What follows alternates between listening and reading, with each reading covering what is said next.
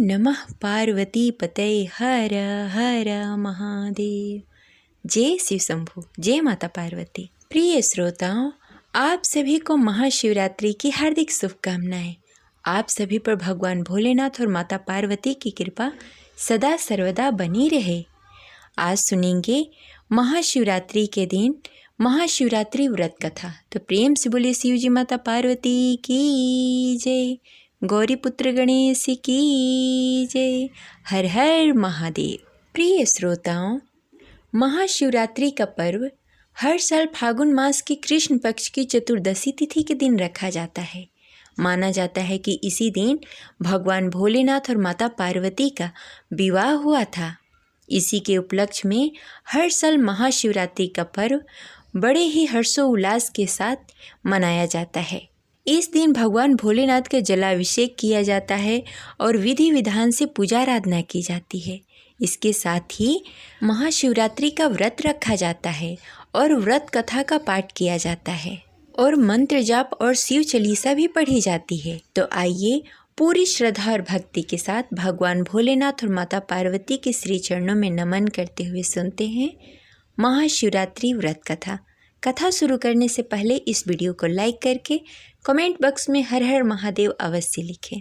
प्राचीन समय की बात है, एक बार माता पार्वती ने भगवान शिव शंकर से पूछा, ऐसा कौन सा श्रेष्ठ तथा सरल व्रत पूजन है जिससे मृत्यु लोक में प्राणी आपकी कृपा सहजता से प्राप्त कर सकते हैं।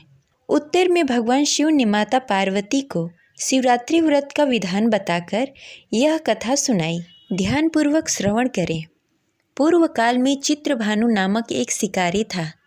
जानवरों की हत्या करके वह अपने परिवार का पालन पोषण करता था। वह एक साहूकार का कर्जदार था, लेकिन शिकारी साहूकार का ऋण नहीं चुका सका। इस कारणवश साहूकार ने शिकारी को शिव मठ में बंदी बना लिया। संयोग से उस दिन शिवरात्रि थी। शिकारी ध्यान मग्न होकर शिव संबंधित धार्मिक बातें सुनता रहा। चतुर्थी को उसने शिवरात्रि की कथा भी सुनी। संध्या होते ही साहूकार ने उसे अपने पास बुलाया और ऋण चुकाने के विषय में बात की। शिकारी अगले दिन सारा ऋण लौटा देने का वचन देकर बंधन से छूट गया। अपनी दिनचर्या की भांति वह जंगल में शिकार के लिए निकला, लेकिन दिन भर बंदी गृह में रहने के कारण भूख प्यास से व्याकुल था। शिकार करने के लिए वह एक तालाब के किनारे बेल वृक्ष पे पड़ाव बनाने लगा। बेल वृक्ष के नीचे शिवलिंग था जो बेल पत्रों से ढका हुआ था। शिकारी को उस शिवलिंग के बारे में पता न चला। पड़ाव बनाते समय उसने जो टहनियाँ तोड़ी वह संयोग से शिवलिंग पे गिरी। इस प्रकार दिन भर भूखे प्यासे शिकारी का व्रत भी हो गया और शिवलिंग पे बेलपत्र भी चढ़ गए। एक प्रहर रात्रि बीत जाने पर एक गर्भवती मिर्गी तालाब पर पानी पीने पहुंची।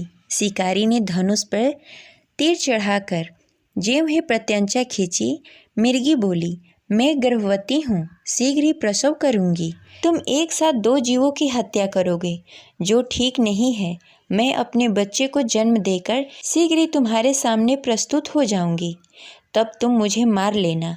शिकारी ने प्रत्यंचा ढीली कर दी और मिर्गी झाड़ियों में लुप्त हो गई। कुछ ही देर बाद एक और मिर्गी उधर से निकली। शिकारी के प्रसन्नता का ठिकाना न रहा। समीप आने पर उसने धनुष पर बाण चढ़ाया। तब उसे देखकर मिर्गी ने विनम्रता पूर्वक निवेदन किया, हे पार्थी, मैं थोड़ी देर पहले ही ऋतु से निवृत्त हुई हूँ। कामतुर विरहिणी हूँ, अपने प्रिय की खोज में भटक रही हूँ। मैं अपने पति से मिलकर शीघ्र ही तुम्हारे पास आ जाऊंगी। शिकारी ने उसे भी जाने दिया। 2 बार शिकार खोकर उसका माथा ठनका। वह चिंता में पड़ गया। रात्रि का आखिरी प्रहर बीत रहा था। तभी एक अन्य मिर्गी अपने बच्चे के साथ उधर से निकली। शिकारी के लिए स्वर्णिम अवसर था। उसने धनुष पे तीर चढ़ाने में देर न लगाई। वह तीर छोड़ने ही वाला था कि मिर्गी बोली, हे पार्थी, मैं इस बच्चे को उसके पिता के हवाले करके लौट आऊँगी। इस समय मुझे मत मारो। शिकारी हंसा और बोला, सामने आए शिकार को छोड़ दूँ? ऐसा मैं 2 बार कर चुका हूँ। मैं इतना बड़ा मूर्ख नहीं हूँ। मेरे बच्चे भूख प्यास से तड़प रहे होंगे। उत्तर में मिर्गी ने फिर कहा, जैसे तुम्हें अपने बच्चों की ममता सता रही है, ठीक वैसे ही मुझे भी अपने बच्चों की ममता सता रही है। इसलिए सिर्फ बच्चों के नाम पर मैं थोड़ी देर के लिए जीवन दान मांग रही हूँ। हे पारधी, मेरा विश्वास करो, मैं इन्हें उनके पिता के पास छोड़कर तुरंत लौटने की प्रतिज्ञा करती हूँ। मिर्गी का दीन स्वर सुनकर शिकारी को उस पर दया आ गई। उसने उस मिर्गी को भी जाने दिया। शिकार के अभाव में बेल वृक्ष पर बैठा हुआ शिकारी बेलपत्र तोड़ तोड़कर नीचे फेंकता जा रहा था। जैसे ही सुबह होने को हुई, तब एक हष्ट-पुष्ट मिर्ग उसके रास्ते में आया। शिकारी ने सोच लिया कि इसका शिकार अवश्य करूँगा। शिकारी की तनी प्रत्यंचा देखकर मिर्ग विनीत स्वर में बोला, हे पार्थी भाई, यदि तुमने मुझसे पूर्व आने वाली 3 मिर्गियों तथा छोटे छोटे बच्चों को मार डाला है, तो मुझे भी मारने में विलंब न करो, ताकि उनके वियोग में मुझे एक क्षण के लिए दुख न सहना पड़े। मैं उन मिर्गियों का पति हूँ। यदि तुमने उन्हें जीवन दान दिया है, तो मुझे भी कुछ क्षण के लिए जीवन दान देने की कृपा करो। मैं उनसे मिलकर तुम्हारे सामने उपस्थित हो जाऊंगा। मिर्ग की बात सुनते ही शिकारी के सामने पूरी रात का घटना चक्र घूम गया। उसने सारी कथा मिर्ग को सुना दी। तब मिर्ग ने कहा, मेरी तीनों पत्नियां जिस प्रकार प्रतिज्ञाबद्ध हो गई हैं, मेरी मृत्यु से अपने धर्म का पालन न कर पाएंगी। अतः जैसे तुमने उन्हें विश्वास पात्र मानकर छोड़ा है, वैसे ही मुझे भी जाने दो। मैं उन सबके साथ तुम्हारे सामने शीघ्र ही उपस्थित हो जाऊंगा। उपवास, रात्रि जागरण तथा शिवलिंग पर बेलपत्र चढ़ाने से शिकारी का हिंसक हृदय निर्मल हो गया था।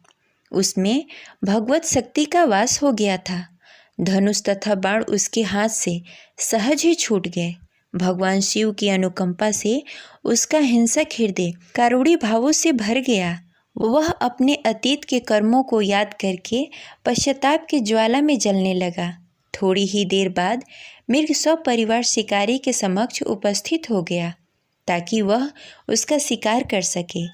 किंतु जंगली पशुओं की ऐसी सत्यता, सात्विकता एवं सामूहिक प्रेम भाव को देखकर शिकारी को बड़ी ही ग्लानि हुई। उसके नेत्रों में आंसुओं की झड़ी लग गई।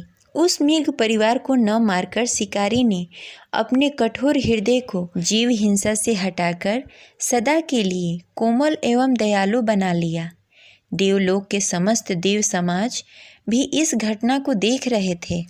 उनके ऐसा करने पर भगवान शंकर ने प्रसन्न होकर तत्काल उसे अपने दिव्य स्वरूप का दर्शन कराया तथा उन्हें सुख समृद्धि का वरदान देकर निषाद राज गुह नामक नाम प्रदान किया। यही वह निषाद राज गुह था जिसके साथ भगवान श्री राम ने मित्रता की थी। इस प्रकार महाशिवरात्रि पूजन पौराणिक व्रत कथा समाप्त हुई। प्रेम से बोलिए ओम नमः पार्वते पते हर हर महादेव। जय शिव शंभो।